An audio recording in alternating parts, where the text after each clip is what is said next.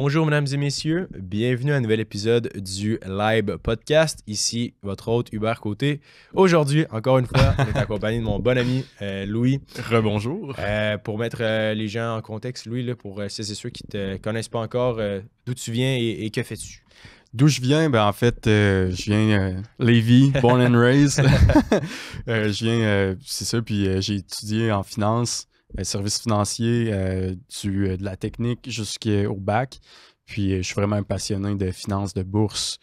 Puis aujourd'hui, on va parler de finance comportementale, qui est un sujet que je trouve super intéressant. Tu es aussi président d'un fonds, right? Ouais, exact. Du fonds de placement étudiant de l'UQAR, de mon université.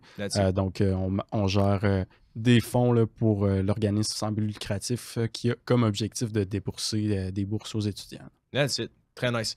Fait qu'aujourd'hui, comme tu l'as dit, la finance comportementale, moi je trouve un sujet que je trouve hyper intéressant. Vraiment. Pour commencer, là, la finance comportementale et l'application de la psychologie à la finance. Right? Je suis en train de lire la définition Wikipédia. Les phénomènes constatés sont très proches de ceux concernant l'application de la psychologie à l'économie également. Je te laisse entamer le sujet. Je pense que tu as quand même fait quelques recherches sur ça. Pour commencer, je trouve que la finance comportementale, c'est super intéressant parce que d'un côté, tu apprends à maîtriser ton argent, tu apprends à maîtriser tes émotions avec ton argent. Puis, étant donné que tu apprends à maîtriser tes émotions avec ton argent, tu apprends aussi à maîtriser tes émotions dans la vie de tous les jours. Puis, il y a un concept que j'ai lu dans un livre récemment que je trouvais super intéressant. Le livre de mon prof, d'ailleurs, Sébastien Trudel, qui était vraiment bon. C'est quoi le nom du livre, tu te rappelles-tu? J'ai un blanc sur le nom du livre, my bad. Mais l'auteur, c'est Sébastien Trudel? Exact, on va retrouver ça. Puis un concept qui était abordé, c'est que on parle souvent du concept du barbier ou du chauffeur de taxi là, qui va te demander, en fait, là, quand il se met à te parler de bourse, ben, c'est probablement le temps de vendre. Puis d'un autre côté, lui, ce qu'il disait, c'est que la meilleure façon de s'en rendre compte, c'est pas nécessairement d'observer son entourage. Oui, ça peut aider, mais on ressent tous ces émotions-là. Même si on se dit qu'on est plus haut que ça, puis qu'on sait que quand le marché baisse, c'est pas le temps de vendre, puis là, il faudrait acheter. Mais on ressent quand même toutes ces émotions-là. Fait que d'être vraiment conscient, puis de se demander, OK, pourquoi je ressens la peur ou pourquoi je ressens l'euphorie en ce moment, exemple, les gens qui ont investi dans des actions technologiques doivent quand même être assez euphoriques. Je pense à ceux qui ont investi dans du Meta, dans du Nvidia, qui a eu des hauts rendements.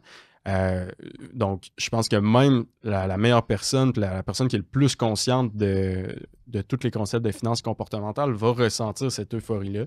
Donc, juste d'en être conscient, ça peut être très bénéfique pour la bourse, puis pas juste pour la bourse, pour également aussi là, tout ce qui est par rapport aux achats qu'on fait. Parce que pourquoi que, par exemple, quelqu'un va acheter quelque chose qui est hors de ses moyens?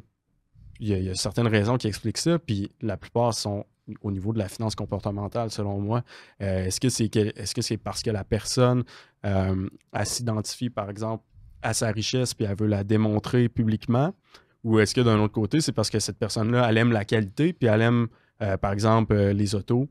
Là, ça peut être peut-être plus snob d'acheter un auto qui est de plus grande valeur.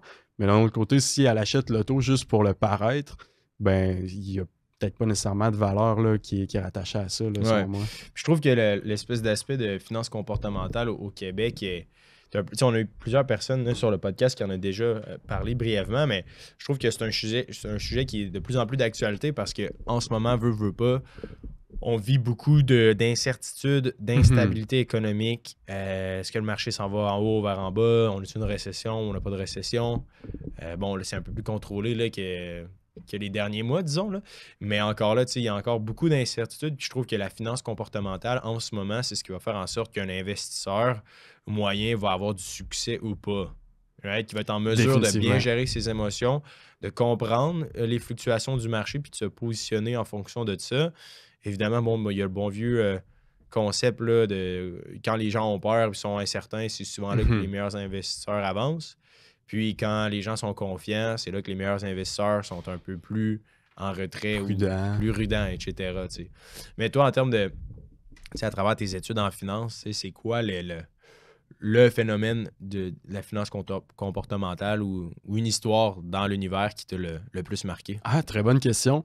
Ben, pour commencer, là, shout-out à Sébastien Trudel. Le Ouais. livre, c'est L'Investisseur Zen. Donc, si vous voulez lire ce livre, je l'ai trouvé vraiment intéressant.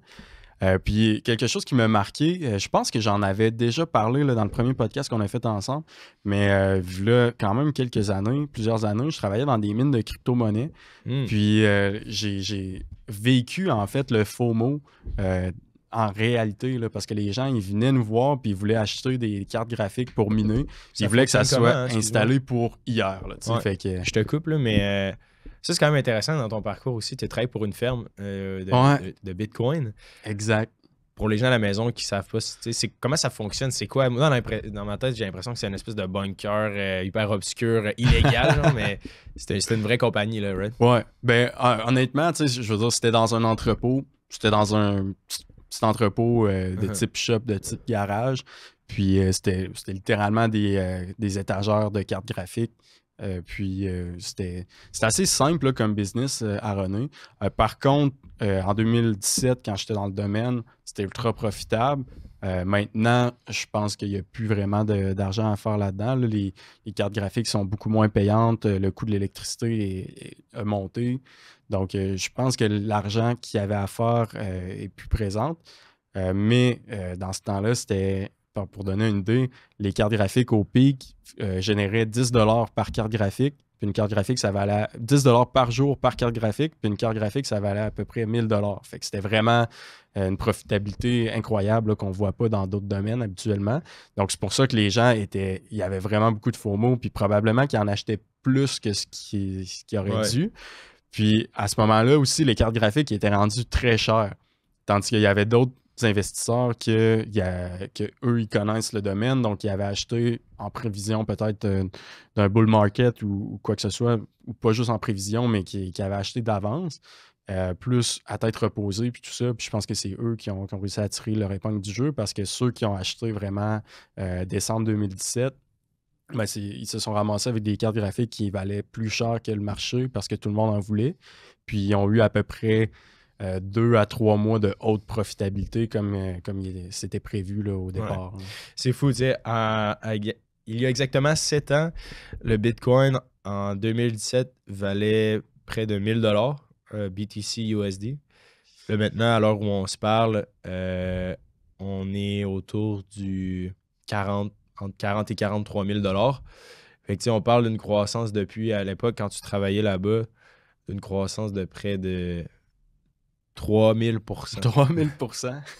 Fait qu'un dollar investi en 2017 dans le Bitcoin... 30 fois. C'est 30 fois, vaut 30 $. Chaque dollar investi vaut 30 $.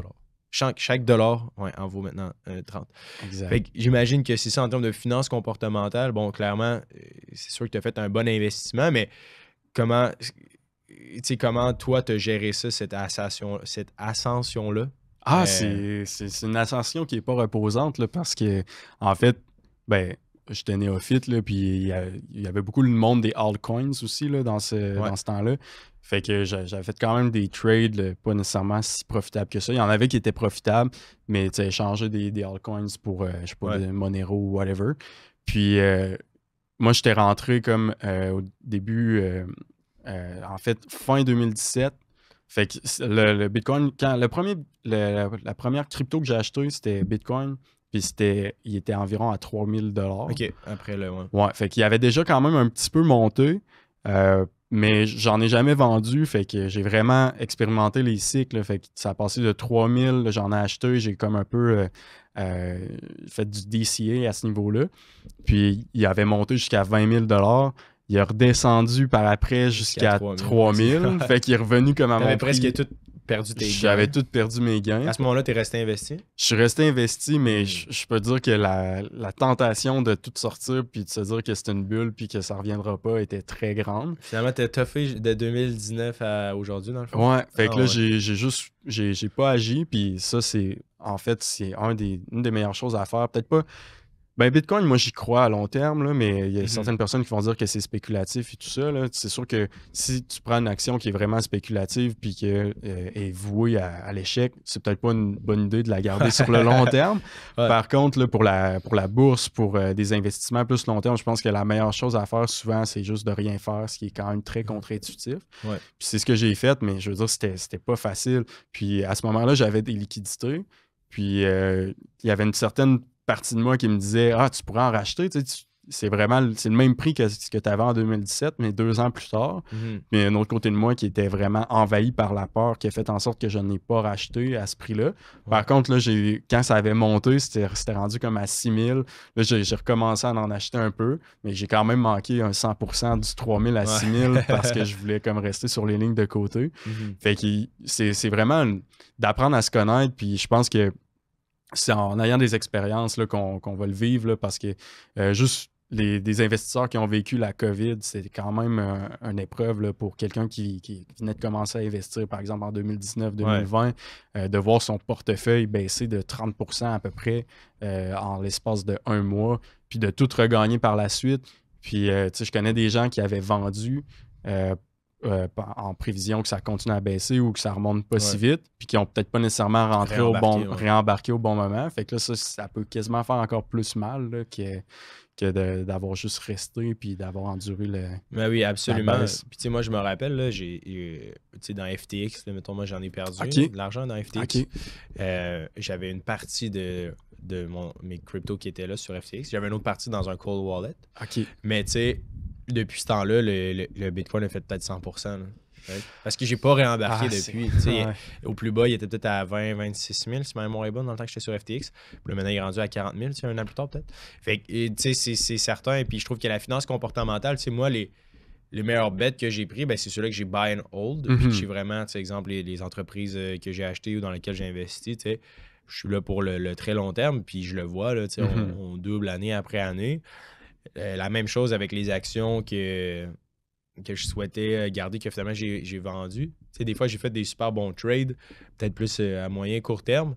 Tu sais, j'étais super content, 20-25% de gain. Puis là, je regarde, 6 mois plus tard, le stock il est à plus 100%. Tu sais. J'avais vendu pour aucune raison. Tu sais, j'étais juste, qui est cool, On on a va fait prendre nos 25%. profits. C'est ça, on a fait 25%. Je suis bien content, je serais pas greedy. Mais tu sais, j'avais aucune thèse d'investisseurs qui me disaient pourquoi tu vends. Right? J'étais juste, OK, on a fait 25%, good, je prends le profit, puis whatever it is. Mais en réalité, tu sais, la finance comportementale, de là l'importance, c'est aurait peut-être prévalu sur cette décision-là, puis maintenant, je serais peut-être à plus 100% sur cet investissement-là. Tu sais. Fait que je pense que c'est important d'être conscient de ses billets, mais je me demandais, tu sais, toi, personnellement, qu'est-ce qui a fait en sorte que, justement, tu as hold quand tu as fait, bon, plus 100%, moins 100%, puis après ça, ben, plus 500-600%, tu sais. Est-ce que c'est ton niveau de connaissance en finance? Est-ce que c'est la gestion des émotions? Est-ce que c'est le fait que tu étais avec des pairs, d'autres personnes qui croyaient en cette commodité-là? C'est quoi un peu... Je crois que la connaissance, c'est quand même vraiment, vraiment important dans le sens que moi, quand je travaillais dans le domaine, j'avais beaucoup, beaucoup lu sur la crypto-monnaie, j'avais beaucoup lu sur le système monétaire actuel, comment que la crypto-monnaie pouvait être conjuguée avec le système monétaire actuel, un peu l'effet de rareté qui était créé avec les halvings, tout ça. Fait que je croyais que ça allait remonter avec le temps. Puis la même chose en bourse, par exemple, si c'est une entreprise que tu as fait tes due diligence puis que tu as vraiment, vraiment pris le temps d'analyser puis de savoir c'est quoi leur perspective d'affaires puis c'est comment qui peuvent croître dans le futur, ben, tu auras beaucoup plus de chances de la garder. Même chose pour les investisseurs indiciels qui savent que historiquement, tu peux avoir par exemple des drops de marché jusqu'à 50%, puis la durée moyenne de ces drops-là, c'est, j'ai pas le chiffre par cœur, mais par exemple, entre 12 à 24 mois. Mais de savoir ça, puis de savoir que c'est des choses qui sont normales, je pense que c'est la première étape pour pouvoir endurer ces baisses-là. Savoir aussi qu'il y a des années qui peuvent être vraiment rentables, puis que c'est normal aussi, puis que si tu veux avoir le rendement à long terme, c'est pas nécessairement parce que ça vient de bien aller qu'il faudrait vendre. Comme en ce moment, ça peut peut-être être tentant pour certaines personnes qui viennent de faire des gros rendements de vendre. Peut-être que là, je dis ça, mais que ça va pas le dropper, mais on ne sait pas. C'est ça qui est la beauté des marchés financiers. Ouais. Mais je pense que peut-être, en 2023, là, il y avait beaucoup de prévisions qui disaient que ça allait être une mauvaise année de rendement. Finalement, ça a été une très bonne.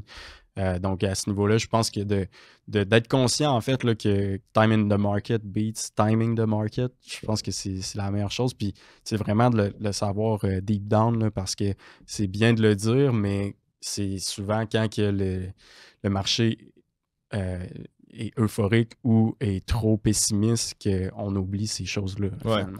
Je pense que tu avais une histoire aussi parallèle à ça, là, l'histoire du chauffeur de taxi qu'on Ouais, avait dans ouais. nos notes. C'est quoi? Exact. Ben, en fait, là, c'est juste le concept là, de se dire que quand que le chauffeur de taxi ou que, par exemple, tu vas te faire couper les cheveux puis qu'il te parle de la bourse, c'est peut-être le temps de voir que c'est une bulle. Puis c'est quand même dit souvent là, en finance comportementale.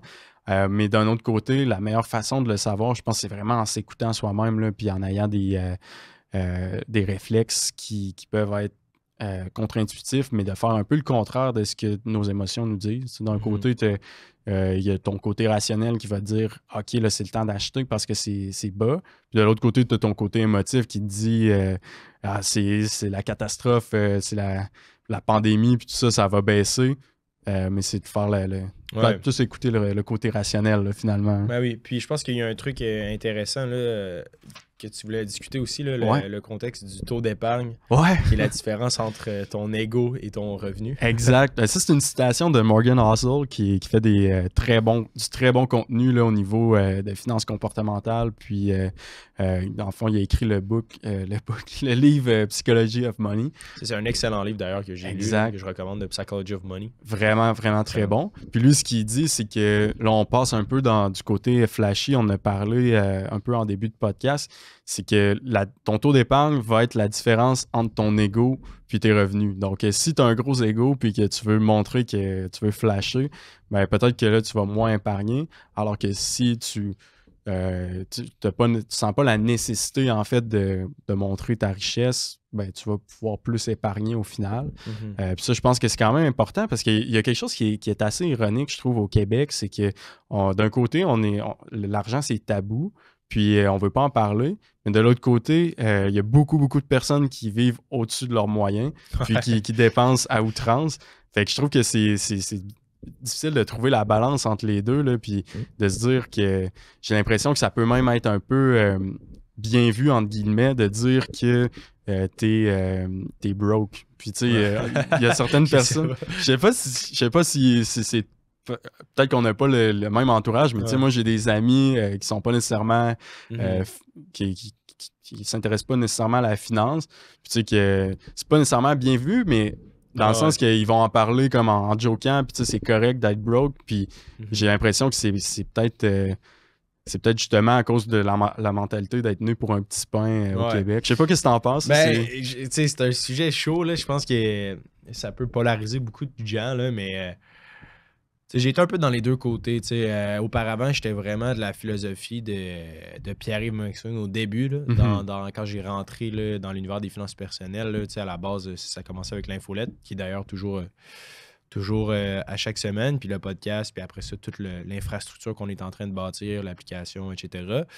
Puis, avant, j'étais un peu de la philosophie de, c'est important d'avoir le plus haut taux d'épargne possible, puis d'aller trouver un bon emploi. Mais rapidement, personnellement, je me rends compte que je n'étais pas heureux dans ce mode de vie-là.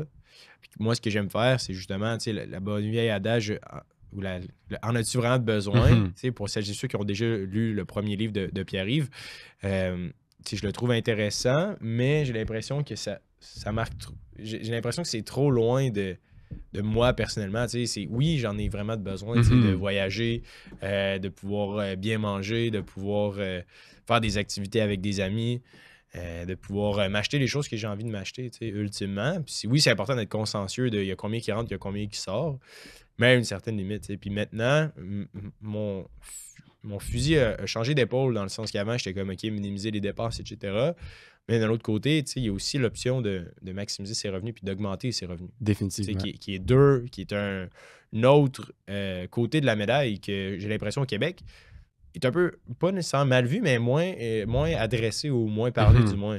Puis nous, c'est un peu ça lequel j'ai envie de mettre de l'emphase. Parce que moi, personnellement, c'est là-dessus que je suis confortable et que je crois sincèrement que c'est possible de tout le monde d'augmenter ses revenus, que ce soit de négocier une augmentation de salaire, d'augmenter ses sources de revenus avec un side hustle, de devenir propriétaire d'équité privée d'une entreprise. Oui, l'investissement en bourse, l'investissement immobilier, etc. Mais j'ai l'impression qu'il y a moyen de bâtir du patrimoine en étant heureux, puis en profitant en même temps, d'avoir les deux en même temps. Évidemment, ça a son paquet de challenges, mais je trouve que c'est des super défis. Puis, c'est certain que l'opinion publique donnée pour un petit pain, je suis 100% d'accord avec ça. C'est un peu malheureux. J'ai l'impression que, je le mentionnais un peu dans une de mes vidéos, mais Luc Poirier, à tout le monde en parle, ultimement. Je sais qu'on en a parlé dans le dernier épisode, mais lui, aux États-Unis, il serait acclamé par la critique. Ouais, j'ai l'impression que c'est un peu le problème au Québec. Fait que, oui, je suis d'accord avec toi, mais c'est certain qu'il y en a qui ont la vie plus difficile pour des raisons X, Y, Z, mais en même temps, Luc Boyer aussi, c'est un bon exemple d'une personne qui vient d'un HLM. Fait que non, je suis d'accord. C'est certain que je serais curieux d'entendre l'opinion publique parce que j'ai l'impression de vivre un peu dans un echo chamber. Toi puis moi, mettons, on se rejoint sur beaucoup de sujets. Je pense pas, c'est pour ça qu'on est amis. Fait que je veux pas non plus comme. Je serais curieux d'avoir quelqu'un qui vient sur le podcast qui est vraiment comme à l'opposé. Ça serait très bon. En fait. Parce que c'est ça, je veux pas non plus comme qu'on soit dans un echo chamber puis qu'on fait juste genre écho les mêmes valeurs les mêmes perceptions. Mais c'est certain qu'au Québec, statistiquement parlant, si on check juste les stats à froid, c'est sûr qu'il y a une genre de dichotomie entre on veut pas trop parler d'argent, mais en même temps, on a le pire taux d'épargne. Ouais, c'est ça. C'est exact. bizarre. Fait que peut-être que c'est relié aussi parce que justement, vu qu'on n'en parle pas, on fait pas attention à ça. Puis quand je disais comme que c'est bien vu d'être broke, là, j'ai pas de meilleur mot pour dire ça, mais whatever. Puis c'est plus dans le sens que j'ai l'impression que les gens ils aiment ça en parler puis comme relate ensemble, de se dire comme ok, c'est tellement difficile, on paye trop d'impôts, on paye cher, puis on peut se donner des excuses, alors que d'un autre côté, l'avenue d'augmenter ses revenus, mais c'est la meilleure façon là, de justement maîtriser ses finances puis de prendre les rênes de sa destination financière. Puis j'ai l'impression aussi, une autre chose qu'on voit beaucoup au Québec, c'est qu'on a la mentalité de se dire que si toi tu fais de l'argent, c'est parce que tu en as pris à un autre. Alors que quelqu'un qui a fait des cours d'économie, il sait que si tu fais de l'argent, c'est parce que tu as créé de la valeur puis tu as résolu un problème, tu résous des problèmes.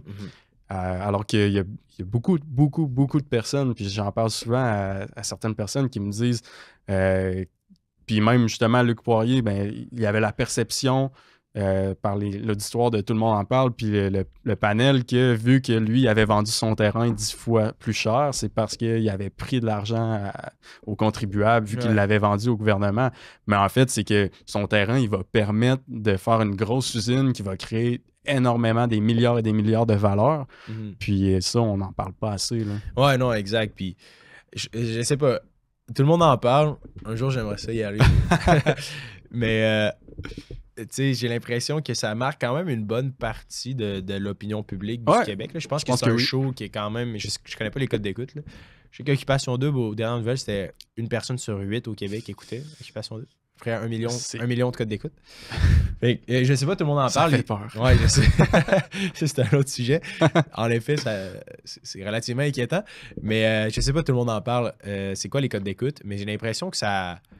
Du moins, peut-être pas de notre génération à toi puis moi, mais d'une bonne partie quand même là, du Québec. Là, moi, quand j'étais petit, je veux dire, mes parents écoutaient ça religieusement, puis je l'écoutais aussi avant. Là, puis, je sais pas, j'ai l'impression que ça peint bien un peu l'opinion publique. Ouais, définitivement. Ouais, j'ai l'impression qu'on n'est pas à côté de la plaque, mais bon, je serais curieux de vous entendre. C'est ceux qui écoutent le podcast à la maison. C'est des différences culturelles importantes parce que ça m'amène une anecdote que j'ai trouvée intéressante là, pendant au jour de l'an. En fait, là, j'étais dans la ville de Québec. Puis j'avais rencontré quelqu'un qui vient du Maroc, si je me souviens bien. Puis là, on a fini par parler d'argent, culture, tout ça. Puis il m'a dit de quoi que j'ai trouvé quand même surprenant. Il me disait que, en fond, lui, il a une Mercedes, il y a comme un VUS Mercedes, puis il était en date avec une fille. Puis la fille, elle lui a lui a dit « Moi, je préfère les Kia ». Puis là, lui, il comprenait pas pourquoi que la fille répond ça, mais alors qu'au Québec, c'est vrai que je peux comprendre pourquoi que ça peut arriver, tu sais. C'est quand même hilarant. Ouais.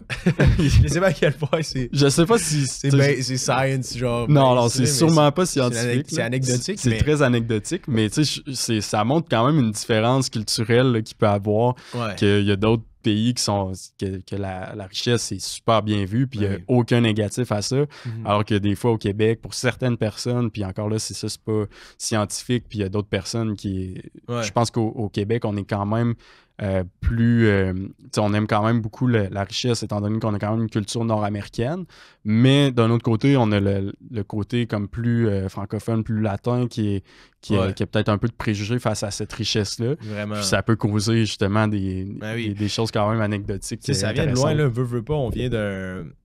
il y a quand même, on a une bonne influence catholique là, aussi au Québec, là, veut pas. Là, au départ, c'était une exact. terre, Né pour un petit pain. C'est ça, très catholique. Puis dans la religion, c'est un peu mal vu, là, ultimement, Puis j'ai l'impression que cette espèce de mixé avec la culture française aussi, là-bas, il n'y a pas nécessairement de méga... les méga entrepreneurs, j'ai l'impression que ça se ressemble. Ils sont quand même vraiment critiqués. Là. Il y en a beaucoup, là, j'en vois passer des fois. Là. Ils se font pointer du doigt, puis c'est un peu mal vu aussi. Fait que j'ai l'impression qu'on est beaucoup affecté par nos racines françaises catholiques là, encore. Tandis qu'aux États-Unis, c'est comme...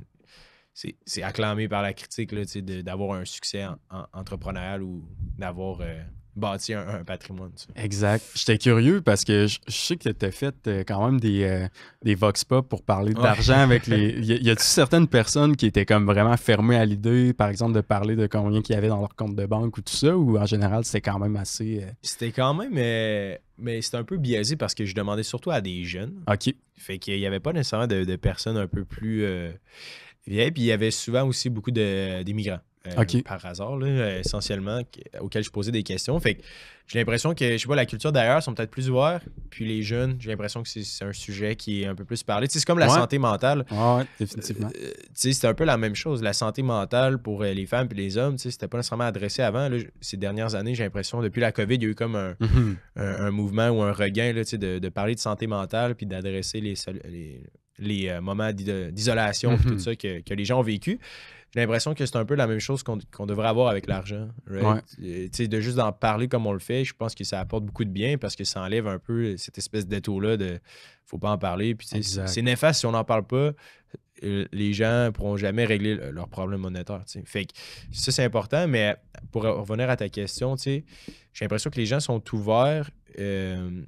Tout dépendant de la tranche d'âge et de leur background. Il y en a plein là, qui étaient pas à l'aise d'en parler.